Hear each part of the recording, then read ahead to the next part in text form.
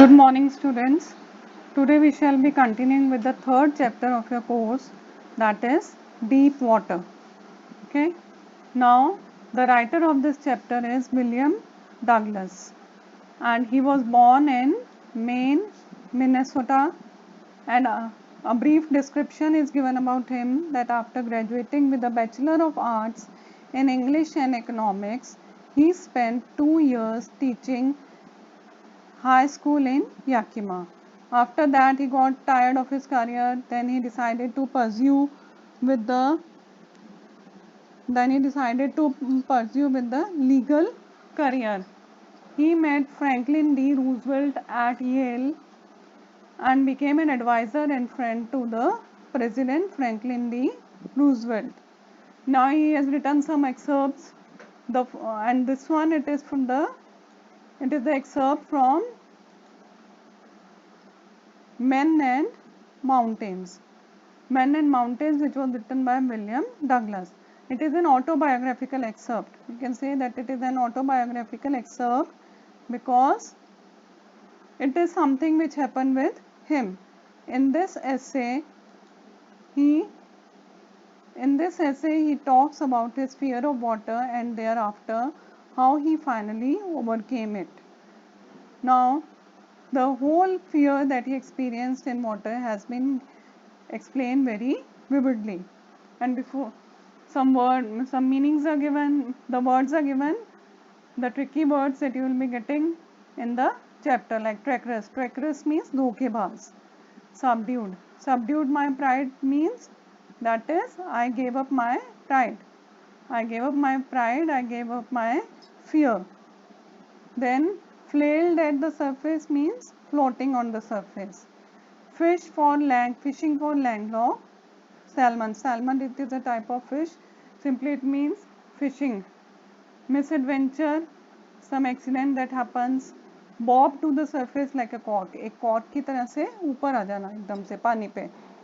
Curtain of life fell. Curtain of life fell means death. Back and forth across the pool. That is the movement that is explained. The movement in the pool. So when you go through the chapter, first जो page है उसमें ही किससे explain किया हुआ है कि वो 10 या 11 साल का था उस वक्त, और वो he was told by his mother that Yakima river is trackers. Why the Yakima river was consider trackers. Trackers क्यों कहा जाता था कि कभी कभार एकदम से पानी आ जाता था उसके अंदर, एकदम से बहाव आ जाता था कि जो तैरने जाते थे कई बार वो अनअवेयर ही उसमें फंस जाते थे. That's why it is referred to as treacherous. और उसकी मदर हमेशा उसको वार्न करती रहती थी कि तुम कभी भी वहाँ जाओ तो ध्यान से जाना. लेकिन उसको लगा कि ठीक है, रिवर तो ट्रेकरस है लेकिन पूल जो है it will be safe. So he decided to swim at the YMCA pool, and it was only 2 or 3 feet deep at the shallow end, and the deepest part also was only 9 feet deep. So he got the pair of wings. He decided to swim at that pool and learn swimming. So, but what happened is that I hated to walk naked into it and show my skinny legs. छोटा बच्चा था तो उसको लगा नहीं ऐसे, how can I walk naked, how can I wear the swimming costume and move out there, everyone will be laughing at me. But what he says, I subdued my pride and did it. That is, I left away my pride. I thought that if I have to swim, I have to wear these costumes. From the beginning, however, I had an aversion. What is meant by aversion? Hate. Okay? Or fear. You can say have a hate or fear. And that was for water. And how did this aversion or this fear start? When I was 3 or 4 years old, and father took me to the beach in California. Along with his father, he had gone to a sea beach. और वहाँ पे उसके साथ क्या हुआ था, इस paragraph में जब आप पढ़ोगे कि वो किनारे पे खड़ा हुआ था अपने फादर के साथ, एकदम से बहुत तेज़ वेव्स आई और उसको ऐसा लगा कि शायद वो पानी में डूबने वाला था. पानी में he was going to be buried in water. Although his father was holding his hand, his father laughed to see the fear that he saw on the face of his son. But even then, for a small child, it was a great terror. So this is where he developed the aversion for water. So what he says, my introduction to the YMCA pool revived unpleasant memories and stirred childish fears. कि बचपन में जो उसने डर experience किया था वो डर वापस उसके दिमाग में आ गया जब वो YMCA पूल में गया. लेकिन फिर भी उसने कहा कि ठीक है, मैं स्विमिंग करने आया हूँ तो मुझे इस डर को तो अपने दिमाग से हटाना ही पड़ेगा. तो कॉन्फिडेंस गैदर किया उसने and he with the help of the water wings he started moving his legs at the side of the pool. और वो कहता है कि 2-3 दिन हुए थे मुझे गए हुए कि जब मेरे साथ ये मिसएडवेंचर हुआ. Misadventure means the accident that he will now be narrating. What happened was that one day he was sitting at the side of the pool. He had come quite early, बहुत जल्दी आ गया था. अकेला बैठा हुआ था और इंतज़ार कर रहा था कि दूसरे लोग आ जाएं तो उसके बाद मैं पूल के अंदर जाऊंगा. लेकिन क्या हुआ कि कोई आता उससे पहले एक बड़ा सा लड़का आया. There came a big bruiser. Big bruiser means a big boy who was probably 18 years old and he was very healthy boy and just in a joking manner he shouted at him. He shouted at Douglas and said, "Hi skinny, how would you like to be ducked?" That is, ducked means जो मैं तुम्हें पानी में डाल दूँ तो कैसा लगेगा. और उसने आंसर का इंतज़ार नहीं करा, उसने कोई जवाब का इंतज़ार नहीं करा और उसने क्या करा, उसको उठाया और सीधा पानी के अंदर डाल दिया. और वैसे ही बैठा हुआ वो सिटिंग पोजीशन में ही पानी के अंदर चला गया. अब वो अनअवेयर था, उसको तो पता ही नहीं था कि उसके साथ ऐसा होने वाला है. तो जैसे ही वो पानी में गया तो बहुत सारा पानी उसने अपने अंदर ले लिया. Normally if you are a good swimmer, if you go in water you will not swallow water. You know that you don't have to take water inside. You know that you will get drowned. But he was unaware, so it swallowed a lot of water. उसकी वजह से क्या हुआ, all of a sudden finally he was on the bottom of the pool. So now he was frightened, but what he says, not yet frightened out of my wits. वो कहता है कि मैं डर गया था लेकिन इतना भी नहीं डरा था कि मैं पूरी तरह से मेरा दिमाग ही चलना बंद हो जाए. तो जैसे ही मैं नीचे जा रहा था तो मैंने प्लान बनाने लगा. मैंने सोचा ठीक है मैं पानी में जा रहा हूँ तो ऐसा करूँगा, नीचे जाते ही एक जंप लूँगा. नीचे स्विमिंग पूल के फ्लोर पे जब मैं पहुँच जाऊँगा तो वहाँ से मैं वापस ऊपर की तरफ कूदूँगा. तो उससे क्या होगा कि मैं वापस ऊपर आ जाऊँगा. It seemed a long way down. Those 9 feet were more than 90, and before I touched bottom, my lungs were ready to burst. Now, why the lungs were ready to burst? Because he had swallowed a lot of water inside. But when my feet hit bottom, I summoned all my strength and made what I thought was a great spring upwards. तो जैसे ही वो नीचे पहुंचा तो उसने पूरी अपना जोर लगा करके, पूरी ताकत लगा करके ऊपर की तरफ कूदने की कोशिश करी. उसको लगा कि जैसे हम कोई पानी में चीज़ फेंकते हैं तो वो अल्टीमेटली ऊपर आ जाती है, उसी तरह से मैं कूदूंगा तो मैं भी ऊपर आ जाऊंगा. But what happened? Instead I came up slowly, I opened my eyes and saw nothing but water. Water that had a dirty yellow tinge to it. तो वो कहता है कि मैंने कोशिश करी ऊपर आने की लेकिन कुछ नहीं हुआ. थोड़ा बहुत मैं ऊपर आया लेकिन मेरे चारों तरफ पानी ही पानी था. Now I saw the ropes at the sides. In the swimming pool, if you have seen, there are ropes which are hung at the sides so that the people who are swimming they can grab the rope and come up. So he tried to grab that rope, but what happened, whenever he tried to grab the rope, he clutched only water. सिर्फ पानी उसके हाथ में आता था.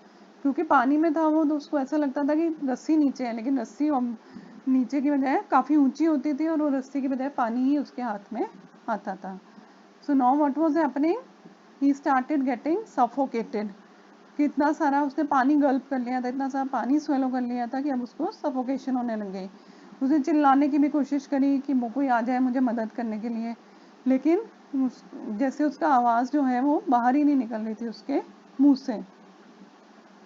Then my eyes and nose came out of the water but not my mouth. But all of a sudden he found that he was out of water. अपने आप भी वो ऊपर आ रहा था, उसके आंखें और नाक मुंह से और आंखें और नाक पानी से बाहर आया लेकिन मुंह अभी भी उसका अंदर ही था. I flailed at the surface of the water. उसको लगा जैसे वो पानी पे तैरने लग गया. लेकिन ऊपर आते ही क्या हुआ, उसने फिर मुंह खोल लिया and he swallowed a lot of water. He tried to bring his legs up, but his legs seemed to be paralyzed and rigid. उसको बार बार ऐसा लग रहा था कि कोई ऐसी ताकत है जो उसको बार बार पानी में खींच रही है, और फिर वापस से एक बार ऊपर आने के बाद भी वापस से वो नीचे आ गया. And again it was like a nightmare for him. Nightmare means it was a bad dream for him. अब पूरी तरह से उसके सांस भरने लग गई थी. His lungs were also paining. लेकिन फिर उसको याद आया कि अगर मैं फिर ऊपर कूदने की कोशिश करूँ तो हो सकता है मैं ऊपर आ जाऊंगा, और एक बार मैं ऊपर आ गया तो मैं पानी के ऊपर अपने हाथ पैर चला करके और पूल के साइड पे पहुंच जाऊंगा. उसने वापस कोशिश करी लेकिन कुछ नहीं, वापस वही नीचे का नीचे ही आ गया. And then sheer stark terror seized me, terror that knows no understanding, terror that knows no control, terror that no one can understand who has not experienced it. अब इस सेंटेंस में आप देखोगे उसने एक ही वर्ड को बार बार यूज करा है, क्या है, टेरर. क्यों? क्योंकि वो अपनी फीलिंग्स बताना चाहता है कि कितनी बुरी तरह से वो डर गया था, और एक ऐसा डर उसके मन में आ गया था कि खुद ही समझ सकता था, कोई नहीं समझ सकता था उसके बारे में, और उस डर के ऊपर उसका कोई कंट्रोल नहीं था. और वो पानी के अंदर ही चिल्ला रहा था, उसको ऐसा लग रहा था कि जैसे वो पैरालाइज हो गया था, और जब वो चिल्ला भी रहा था तो उसको लगता था कि उसकी आवाज़ उसके मुंह में ही रह रही थी, बाहर नहीं निकल पा रही थी. और जो अब कोई उसको आवाज़ नहीं सुनाई दे रही थी, सिर्फ किस चीज़ की आवाज़ सुनाई दे रही थी उसको, the pounding of his heart. That is he was able to hear only the beating of his heart. And then in the midst of the terror came a touch of reason. I must remember to jump when I hit the bottom. At last I felt the tiles under me. My toes reached out as if to grab them. तो फिर उसके दिमाग में एक plan आया. उसने सोचा कि जब मैं बिल्कुल नीचे पहुंच जाऊं, टाइल्स तक पहुंच जाऊं, तब मैं एकदम से कूदूंगा. लेकिन वो कूदा, लेकिन कोई फर्क नहीं पड़ा. सिर्फ अभी भी उसके आसपास पानी पानी था. उसको रोप्स नज़र आ रहे थे, लेडर्स, वाटर विंग सब नज़र आ रहे थे, लेकिन वो किसी भी चीज़ को नहीं पकड़ पा रहा था. जब भी पकड़ने की कोशिश करता तो सिर्फ पानी ही उसके हाथ में आता था. आई शुक एंड ट्रेम्बल्ड विद फ्राइट. बुरी तरह से कांप रहा था वो डर से, और ऐसे लग रहा था जैसे उसके हाथ पैर चल ही नहीं पा रहे. Now like any other child, when the children they are in danger or when they need the help, whom they call their mother. That's why in the same manner what he said, I tried to call for help, to call for mother. He says that I tried to call my mother, but nothing happened. That is, no one came for my help. And then strangely there was light. I was coming out of the awful yellow water. At least my eyes were. My nose was almost out too. Then I started down a third time. I sucked for air and got water. The yellowish light was going out. So what was happening now? He was trying to come out. बार बार वो कोशिश कर रहा था, और एक दो बार वो ऊपर आया भी सही, लेकिन क्योंकि वो स्विमर नहीं था, he was not an expert in swimming, या फिर हम कह सकते हैं कि उसको स्विमिंग आती ही नहीं थी, तो जैसे ही वो ऊपर आता था तो वो पानी सांस लेना शुरू कर देता था, जिसकी वजह से कितना सारा पानी उसके अंदर चला जाता था, और वापस वो वही के वही नीचे आ जाता था. सो now finally what he says, that blackness swept over my brain. It wiped out fear, it wiped out terror. There was no more panic. It was quiet and peaceful. Nothing to be afraid of. This is nice to be drowsy, to go to sleep, no need to jump, too tired to jump. It's nice to be carried gently, to float along in space. Tender arms around me, tender arms like mothers. How now I must go to sleep. I crossed to oblivion and the curtain of life fell. तो finally अब क्या हुआ, उसके कोई कोशिश कामयाब नहीं हो रही थी, तो बार बार लग रहा था मैं तो वापस पानी में ही जा रहा हूँ. तो अब उसने एक्सेप्ट कर लिया अपने मन में कि अब तो मेरे को मरना ही है, कुछ नहीं है. तो इस वजह से ही वो ये सब कहता है कि देयर वाज नो टेरर, कि अब मुझे कोई डर नहीं लग रहा था, ऐसा लग रहा था सब शांति है आसपास, और like I am in the arms of my mother and I am going to sleep. उसके बाद वो कहता है I cross to oblivion. Oblivion means unknown world. I went to an unknown world and the curtain of life fell, मतलब उसको ऐसा महसूस हुआ कि वो शायद अब मर चुका है, he is no more alive. Clear? So this is the half of the chapter that we have completed today. The next part, the rest of the chapter, I'll be explaining to you in the next lecture. And the remaining part of the chapter that we have done yesterday, कल कहाँ तक कहा था हमने कि वो pool में डूब चुका था, उसने बहुत कोशिश करी पर आने की लेकिन नहीं आ पा रहा था और फाइनली उसने एक्सेप्ट कर लिया कि शायद अब वो मरने ही वाला है. और तो उसके बाद क्या होता है? So the next I remember I was lying on my stomach beside the pool vomiting. The chap that threw me in was saying, but I was only fooling. Someone said, the kid nearly died. Be all right now. Let's carry him to the locker room. मतलब जिस लड़के ने उसको गिराया था पानी में, may be उसको ये एहसास हो गया क्योंकि वो काफ़ी समय तक बाहर नहीं आ पा रहा था, तो उसी लड़के ने उसको पानी से बाहर निकाला और वो कह रहा था कि मैं तो सिर्फ मजाक ही कर रहा था. और आसपास जो दूसरे लोग खड़े थे वो उसको डांट रहे थे कि तो मर ही जाता तुम्हारे मजाक की वजह से. लेकिन फिर उसको लॉकर रूम में ले गए, पानी पंप किया, उसके स्टमक से पानी बाहर निकाला and he was little better. Several hours later I walked home. I was weak and trembling. उसके बाद वो घर गया. Of course he was so weak, और वो कांप रहा था बुरी तरह से क्योंकि पानी में था और उसने एक तरह से मौत को अपने सामने देखा था. उसको ये लगा था कि वो तो मरने ही वाला है, about to die and he was alive. So we can just imagine how he might be feeling. So उसके बाद कई दिनों तक वो कहता है कि मैं दिन रात ना तो मैं सो पाता था ना मैं खा पाता था कुछ भी.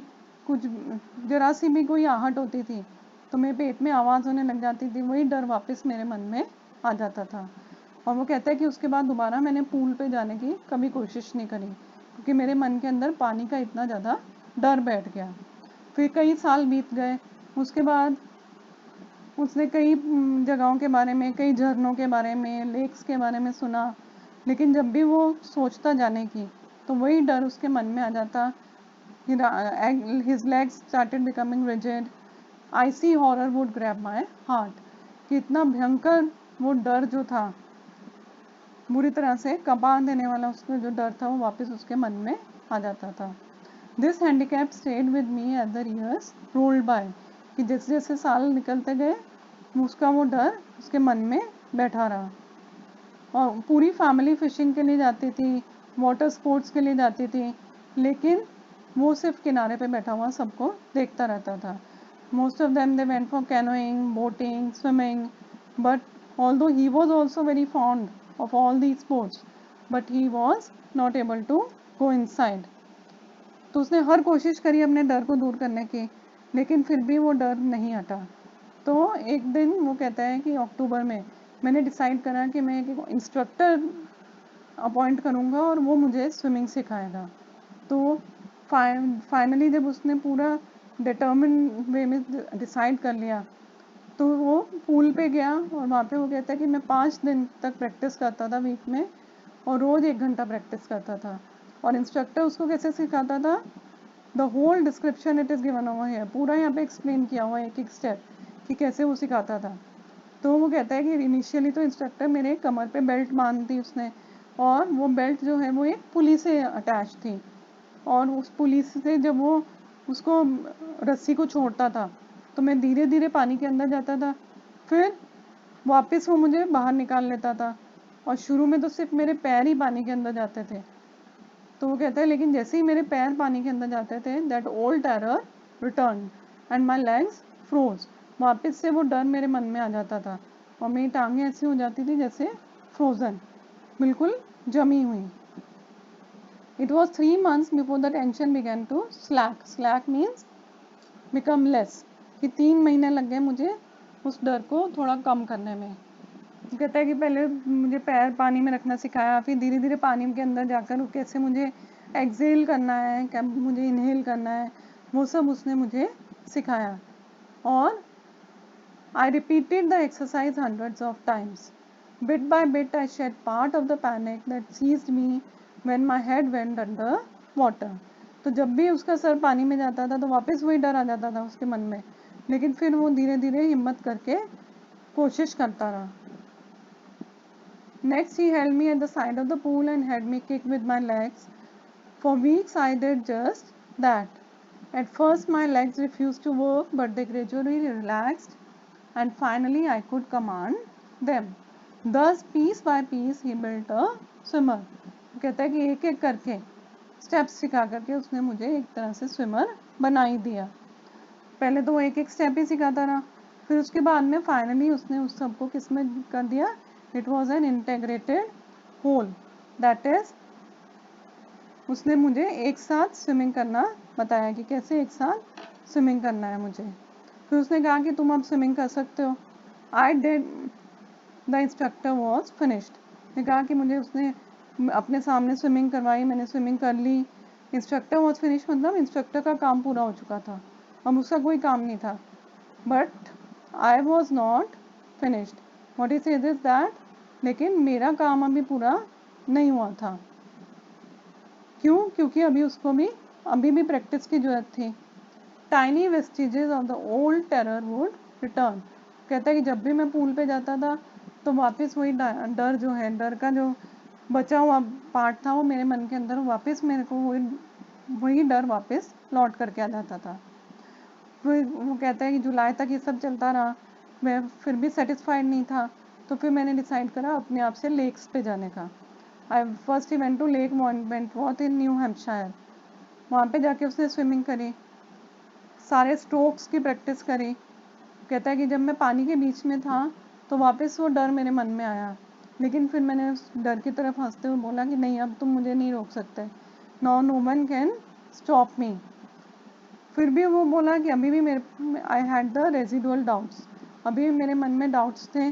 तो मैं दूसरी लेक्स पे, दूसरी जगह पे गया वहाँ पे स्विमिंग करने के लिए, और धीरे धीरे प्रैक्टिस करके finally I conquered my fear.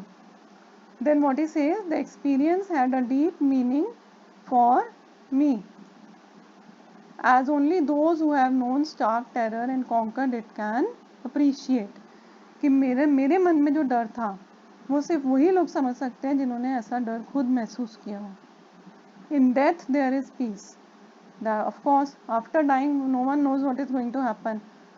After dying nothing wrong or nothing good is going to happen with a person. मरने के बाद कुछ भी नहीं है. डर कहाँ है? There is terror only in the fear of death. कि डर तो सिर्फ fear में है. That is, we have the terror only for the fear of death. We experience the terror only when we have the fear of death. And he says, Roosevelt has said, all we have to fear is fear itself. कि एक बार हम हमारे मन से डर निकाल दें तो कोई भी चीज़ हमको नहीं रोक सकती है. और वो कहता है कि क्योंकि मैंने मरने का डर और एक तरह से मौत को ही अपने सामने देखा था, इसलिए मेरे अंदर जीने की इच्छा और ज़्यादा तेज़ हो गई. और the will to live somehow grew in intensity. That is, now I had more will to live. At last I felt released, free to walk the trails and climb the peaks and to brush aside fear. That is, now I was released. Now I had left all that fear. अब मेरे मन के अंदर कोई डर नहीं था. ना सिर्फ मैंने बड़ी बड़ी लेक्स को तैर के पार किया, बल्कि I went for the mountaineering also, I went for the other sports also. Finally I had conquered the whole fear that was there in my mind. So with this, the explanation of the chapter is over. Try to solve out the questions that are given in the think as you read part. Wherever you have any doubts, you can ask me.